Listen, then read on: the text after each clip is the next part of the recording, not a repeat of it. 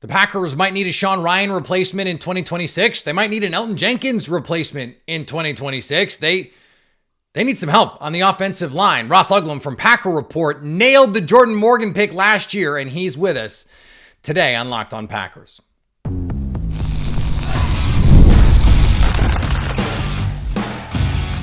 You are Locked On Packers, your daily Green Bay Packers podcast.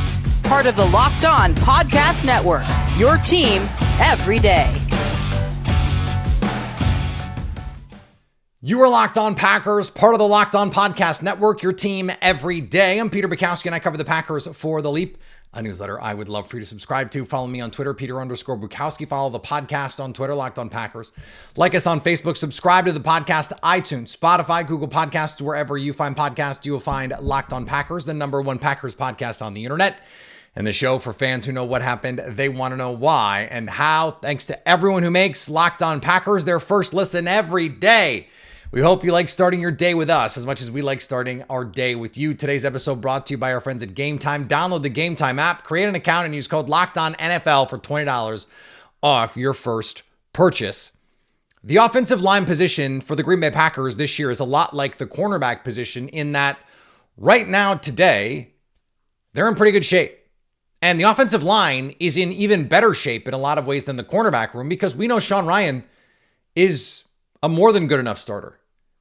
And if left tackle isn't Rasheed Walker, it's going to be because Jordan Morgan is upgrading that position at left tackle. And if he's not the left tackle, it's because Rasheed Walker beat out Jordan Morgan, and Jordan Morgan might compete with Sean Ryan to be the right guard. And you're moving Elton Jenkins to center where he's going to be, I'm telling you, an absolute freaking stud. It is going to make this offensive line better. But the questions come in 2026. Elton Jenkins, the Packers could save $20 million moving on from Elton Jenkins. But if he's an all-pro caliber player, you might just extend him. He might be the rare third contract Packer.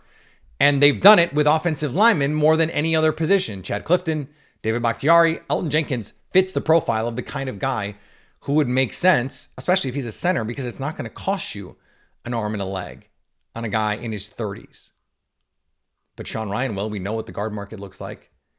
So you have to find that guy. Do you want to find insurance? Do you want it to be a tackle who can play guard? Who, if Jordan Morgan can't play left tackle and you don't want to pay Rasheed Walker, could compete to play left tackle? This is why the Packers like tackles who can play guard. That's where we're looking. That's what we've got our focus on here. And that's what Green Bay probably has their focus on here as well. But where do you find those guys? Where is the optimal usage of resources? Ross Uglem has some thoughts from Packer Report. Let's talk to him. Joining me now, back for a victory lap, because he nailed the Jordan Morgan pick a year ago at this time. Ross Uglem from Packer Report. Ross, we had a really fun conversation around this time last year about offensive linemen and the Packers types. And since then, Brian Gutekunst has essentially confirmed the whole conversation we had about them liking guys who play, who could play guard, can play tackle. And I wanted to start here with where you think the state of this offensive line is, what the potential need is, where you think they could go here. Like, I'll leave it as open-ended as you want to take it, but what is your evaluation of where this offensive line is right now today? I mean, I think it's in good shape. You know, you have functional NFL tackles, and your swing tackle is last year's first-round pick. That's a hell of a place to start. You also think you now have an all-pro level center, and your right guard is a guy that you liked at least enough to rotate. Then he became the full-time starter, really a people mover, and you just gave your left guard $70 million, or whatever it was. Backup interior is, I think, the big question. And it's interesting you talk about Goody, because I'm getting some hate always on these interwebs, but like a lot of, hey, look at this huge offensive lineman that they're taking on a visit. Yep. That's a Sean Ryan replacement. I think that's kind of what they're looking at. I had the discussions. I personally think it would be a wild misuse of resources when you have some of the issues that you have to go tackle in round one, unless you have a Rasheed Walker trade done. And I don't mean like maybe done. I mean done. I just think you're you're not in a position as the Green Bay Packers right now to take your 4th tackle with the 23rd pick. You're just not. So these big guys, I think, to me, look like Sean Ryan replacements. Your large 320, 330 pound dudes that, they played college tackle. I said, okay, look at where all of the 325 to 330 pound college tackles end up for the Packers. Look at the Aaron Banks they just signed. I think they're auditioning replacements for their right guard potentially, or just in general, a backup guard, which they don't really have. Are you of the mind that Jordan Morgan is the left tackle of the future and Rasheed Walker is out the door, or like what do you think is the most likely outcome here? Sure seems that way, right? Because I think people, I made a lot of the whole Elton Jenkins could maybe move to center thing last year because, you talk about the Josh Sitton wiping your, what with the wrong hand type thing, right? And so I always thought double doing that to Jordan Morgan was kind of, I can't curse on here. I'm not going to curse. It was not the right thing to do because not only did you move him to guard, which that's one thing, but you moved him to right guard. So now not only is he have different landmarks and different things he's supposed to do with his hand and different things he's supposed to do with his feet, he's also transposing everything he was doing for 4 years in Arizona to the right-hand side. I thought Jordan Morgan, now I would never use the pick that they used on him to play left guard, but I thought Jordan Morgan's future might be at left guard. You're not giving Aaron Banks what you're giving him and playing Jordan Morgan at left guard. So it's clear to me. And then you go back and you read the tea leaves. How many times have I know they didn't rep him there. That's Jacob Westendorf's favorite thing to remind the group chat. They've never repped him there. I know. But how many times have they said he's a tackle, he's a tackle, he's a tackle? And specifically, I think it's pretty obvious he's a left tackle because I think they're going to make Zach Tom one of the better paid right tackles in the world. I think that's likely. And he deserves it, right? Like he is one of the best right tackles in the world. And so you got to pay those guys. Like that plan, assess that plan for me, because I know that the Aaron Banks deal was not a popular one, not among Packer media, not among a lot of Packer fans, but okay, let's evaluate where they're going to be in 2026. Jordan Morgan is your left tackle. Aaron Banks is your left guard. Elton Jenkins is somewhere, maybe in Green Bay, and Zach Thomas is your right tackle. We don't know about Sean Ryan. Like, what do you think of that plan? I think it makes sense. I mean, I think they're always kind of looking a year early, right? And I think there is a Sean Ryan extension that could exist. I don't think it's for crazy money. I would almost do it sooner than later, just because he's a part-time player basically right now. I mean, if he has another good year, we just saw what a slightly above average guards get because Green Bay just gave what they gave to Aaron Banks, who I think a lot of people viewed as a slightly above average guard. So to me, I would hit like round 3 and round 5 on the O-line, or round 4 and round 6, or whatever. And that's not, I guess, too, you got to remember, like, you can't just punt Jacob Monk. You probably shouldn't even punt Telfort or Travis Glover, especially Monk. I think they really, like, a 5th round pick might not seem like a lot to folks, but that kind of means they expect him to be on the football team. They think he could play guard, center, guard. I don't know that I would feel like thrilled if my swing interior guy going into this season was Jacob Monk. But there are a lot of Packers fans that watch this film and go, oh, this is your starting center in 2025. Like, they'll just let Josh Myers walk and Jacob Monk is the starting center. I think there probably is somewhere happy medium between those two. Oh, we can't get too much offensive line talk here on Locked On Packers. We do even more with Ross Uglem next. There's nothing like the atmosphere of an NBA playoff game. Every bucket, every defensive stop, every moment feels huge. It's electric in the arena. And with Gametime, you can be part of it without the stress of last-minute ticket hunting. Gametime makes it fast and easy to get playoff tickets, even when demand is sky high, because prices actually go down as tip-off gets closer, and their last-minute deals can save you up to 60%. Plus, all-in pricing means no surprise fees at checkout. What you see is what you pay. Take the guesswork out of buying tickets with Gametime. Download the Gametime app, create an account, and use code LOCKEDONNFL for $20 off your first purchase. Terms apply. Again, create an account and redeem code LOCKEDONNFL for $20 off. Download Gametime today. Last minute tickets, the lowest price guaranteed. Yeah, that one never made sense to me, honestly. But I also was the guy who a couple of years ago started the hey, I think Elton Jenkins can be an all-pro center conversation. So Yeah. I think he can be that too. The question is, okay, what is the value of that? Where do you go with the contracts there? So let's say Jordan Morgan is your left tackle. You've got Aaron Banks, and you've got Zach Tom. Where do you find the Sean Ryan replacement in this draft? Where is the prudent allocation of resources for this team, given what their needs are, how they generally approach these things? Yeah, I think it's where they've kind of done it. I'm a little worried that they might do it earlier than I would want them to, but to me, it's one of these enormous tackles, right? I think in general, like this class is a bunch of guards. There's one kind of archetype tackle, and Will Campbell. Membu is short. Simmons is short. Banks is really short. Campbell has short arms. Zabel has short arms, right? You can keep going, but like you get to your guy Savainea from Arizona at 6'5", 330. That's a Sean Ryan replacement all day long. I'm going to be honest. I love him though. You want to go back in time, or you want to go back in time and get more of a Lang type? I love Wyatt Millum from West Virginia. Love him. And he's more like that 317, like a Lang or a Sitton. He's not the like 330, but Anthony Belton, 24-year-old, 6'6", 340. Taller than they normally do at guard, but they brought him in, I think, if I remember correctly. He's 100 on the PFF board, kind of like right where you would maybe take a look. There are a bunch of these thick tackles that are short with short arms, kind of all up and down, because like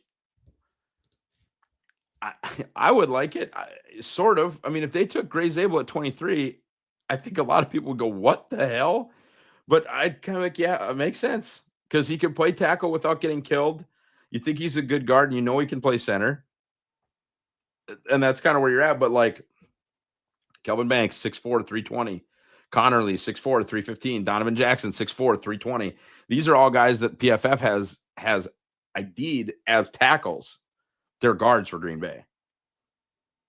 Yeah, I mean, that's the interesting part. Like, if they took Kelvin Banks, if they took Josh Connerly, who both I think they could play tackle in the league.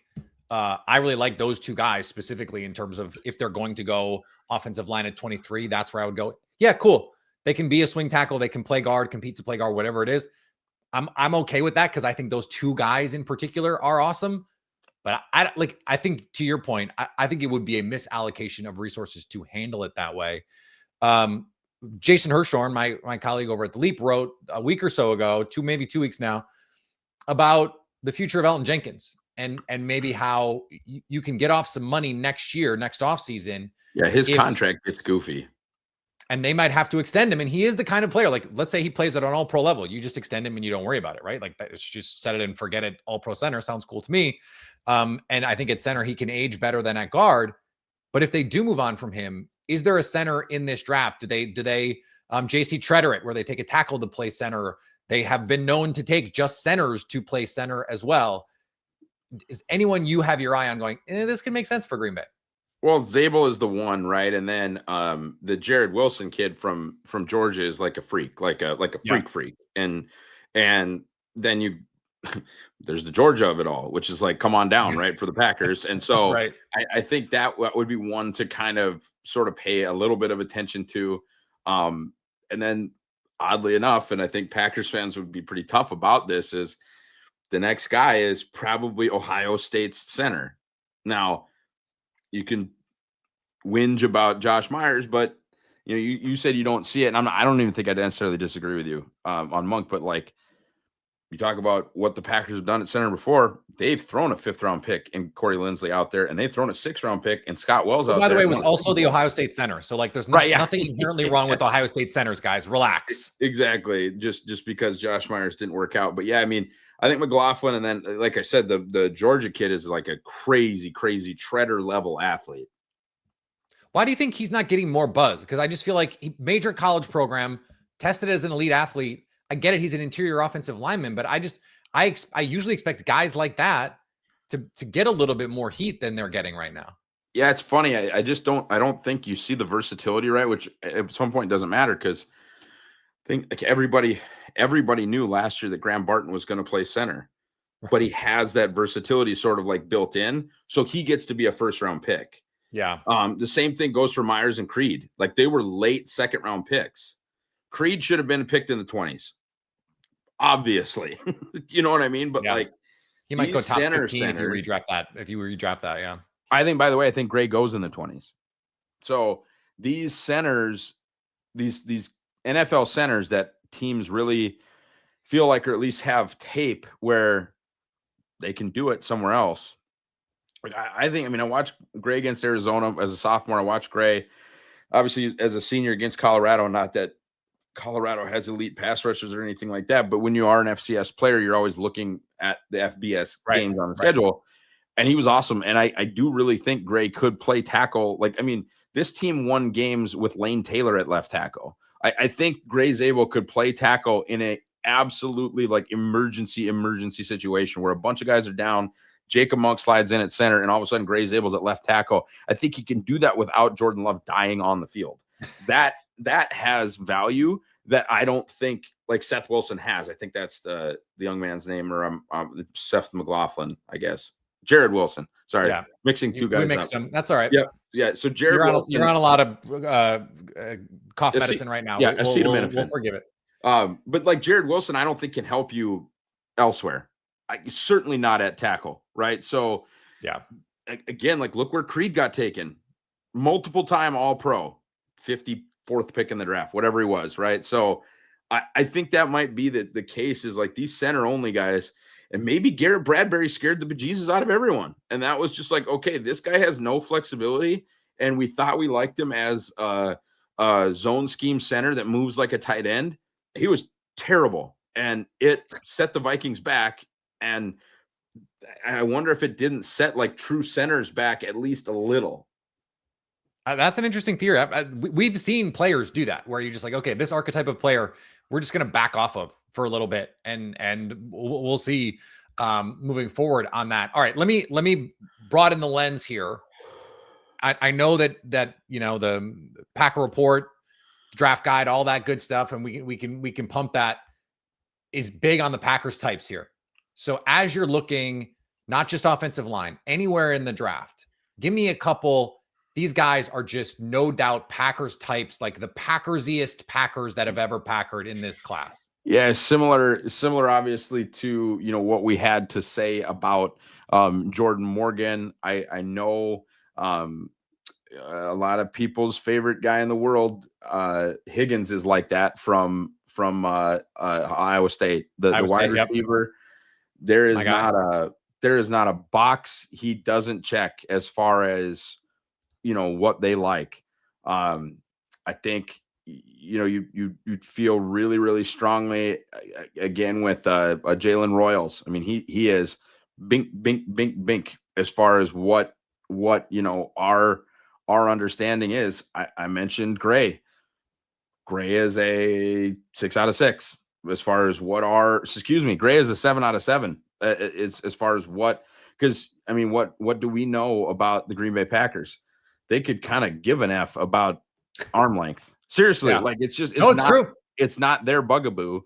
And then two guys that I really like, sort of at different kind of points in the thing, is Shamar Stewart. As much as it's going to make people mad, is the greenest light in the history. Yeah, he's a green light for sure.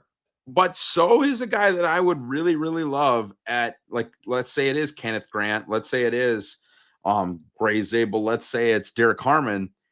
JT Tuimoloau from Ohio State is an all green across. Were you surprised by that? I was pretty surprised he tested the way that he did. I don't see that kind of athlete on tape. Well, their big thing, and so like Justice's big thing, and I kind of agree with Justice that the Packers seem not to care about as much as the 3-cone. So if you look, and in general, like I prefer agile, smaller. Like I was the Harold Landry guy. I was the Brian Burns guy. I was the Chop Robinson guy last year. I'm sure I've had misses too, and maybe people would call Harold Landry a miss, but like that's my type, right? If I were, I don't know. Didn't he get a mega deal on his second contract? Right. So but that's not, I'm not trying to toot my own horn. I'm just saying, like, those are my guys. That's I love that kind of guy. So the fact that the Packers hate them is frustrating to me. They really care about broad jump. They really care about explosive testing. At every position, it seems. And so with his arms being long enough, him being big enough, and his broad being at that 80th plus percentile, that's all that we've been able to correlate, because unfortunately we haven't been able to correlate 3-cone. It's a thing I care about. It's a thing I do too, for pass rushers especially. Yeah, it's a thing Justice cares about. I think they care about it quite a bit at the wide receiver position. It seems not to be a thing that they care that much about at edge. Although Rashawn Gary at size ran an awesome 3-cone, and Lucas Van Ness at size ran an awesome 3-cone. They did. Yep. I mean, I think if they had their druthers, I think they would like someone who does that. They may not care as much about it as, right. As some of us other. So plenty more prospect talk. The big boys up front with Ross Uglem next on Locked On Packers.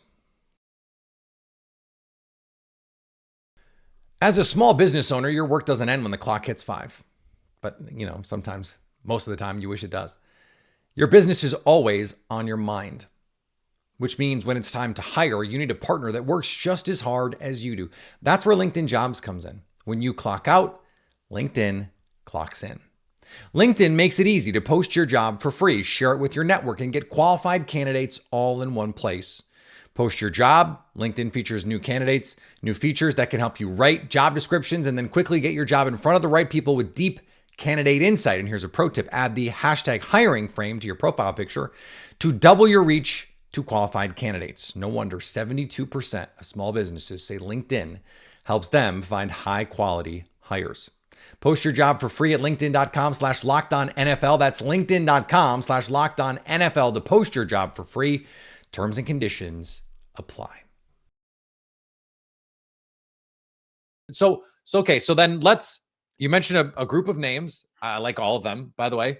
But how do you handle a class this year where we have incomplete testing for so many guys, and Brian Gutekunst, outside of Josh Myers in the top 100, doesn't take guys without complete athletic profiles. So what do you do with some of these guys? Like Derek Carman runs an awesome 40, but does nothing else. Yeah. What do we do with those guys? You never know what they know. I think guys are getting smarter, especially if they're not gonna, like Restrepo. Just don't run, my dog. Just don't run. But I think guys are getting smarter where, okay, I'm a top 100 guy. I'm not going to hit my number here. Like my 3-cone's going to not be great. My short shuttle's going to not be great. I'm going to vert, I'm going to broad, and I'm going to run. And you can call me a linear athlete all the long day, but I'm not going to actually put a 7.5 second 3-cone time on. I'm going to be an elite linear athlete if I'm going to be something. Right. So I think that's some of it. But the other part is you just don't know what you don't know. Because, for example, I'm close with the North Dakota State program. I know that their strength coach has all of these numbers as a point of progression through their careers. So I know that Jim Kramer has Gray Zabel's testing data from sophomore year, junior year, and I would guess that it's not just North Dakota State that does that way. So the Packers have a good relationship with X school, unless, it's like some sort of message from the agent that says, don't you dare give a 3-cone timeout for Derek Carman. Don't you dare give a 40 timeout for whatever receiver that wasn't going to run well. But these guys, even if they got 2 years ago's time, there's access to numbers that you have when you're the college scouting staff for the Green Bay Packers that Peter Bukowski and Ross Uglem don't have. Right. All right. So give me a Packers type 3-round mock. Just say, okay, first round, this is what makes the most. This would be the Packers-iest pick. Second round, third round. Yeah. My most likely pick, what I think they're going to do, I don't think we can do here, because if you put a gun to my head, they're going to trade. No, well, maybe, but if you put a gun to my head, I would tell you they're going to take Derek Carman. That's what I think they're going to do. Ross, I would never put a gun to your head. I've just sort of felt that way for a minute, but we have no data, right? So throwing that out. I guess we'll just We got replace the grade 40 time, and that's it. He ran sub 5 seconds at 3:13, which is awesome, and then did nothing else. Even though I think it's going to be Harmon, let's replace him with a very similar archetype, Kenneth Grant, and he does hit everything. So Kenneth Grant round 1. Maybe this is wishful thinking.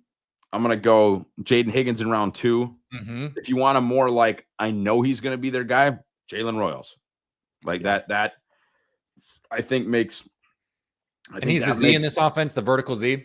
Right. Yeah, absolutely. And I think I think you could do some really, really fun stuff if he and Jaden Reed are on the field together. And then if they ever do get Watson back, I mean, that's a lot of speed. Watson, Musgrave, Royals, and Reed, and you're moving. And let's give them a. The third round is weird now, right? Like you've got your pass rusher, you've got your receiver. So then it's, do you want to go corner? Noel Williams line. Yeah, Noel Williams would be what I would think, because offensive line, like if Zabel doesn't fall, which he certainly isn't going to. Not to the third round. Yeah, you know what? It's not always greens across the board. Let's give them Wyatt Millum in the third. Let's give them Wyatt Millum in the third. Because it's not always tier 1 He's the Sean Ryan replacement in this case. Yeah, it's a lot of tier 1 fits, but it's not all. And they're just going to say, you know what? We gave Nate Hobbs a bunch of money. Maybe the Jair Alexander trade nets us another pick where we can take a corner. Maybe we just roll the dice and it's Jair and Hobbs and Nixon and Carrington and away we go. I mean, I think that would be a draft that a lot of people would be able to get on board with. So we'll see what they end up doing. Appreciate the time as always, Ross. Appreciate you playing hurt, playing sick, the Jordan flu game. We'll talk to you soon, man. Appreciate it. Thank you, Pete. Thanks to Ross for joining Locked On Packers. We are almost through our positional deep dives this week. Trevor Sikkema rounds us out, finishes it all off with the receivers on a Friday. We have some fun. Come on, it's a Friday. You got to have some fun on a Friday, baby. So we do that to round out your week on Locked On Packers, and then we get back in. It's draft week, and we are in the mix. Going to be in Green Bay Wednesday, Thursday, Friday. We'll see about Saturday. Probably during the day on Saturday. I don't know if I'm going to stay and record on Saturday, but we'll see. I don't know if I'm going to go live on Saturday. We'll see. Should I go live on Saturday? Let me know if you think I should go live on Saturday. If you're still listening to this show, if you're a real one, if you're a sicko here in the, whatever it is, 27th, 28th minute of the show, we appreciate you so much. Follow me on all the social medias. If you're listening in the 28th minute, let's be honest, you are probably following me on all the social medias, or at least one of them. You're subscribed to the podcast, which you should be. You're maybe subscribed even on YouTube. Maybe that's your preferred methodology of watching the show. Hi, it's good to see you on YouTube. We're always here for you, so you can stay locked on Packers.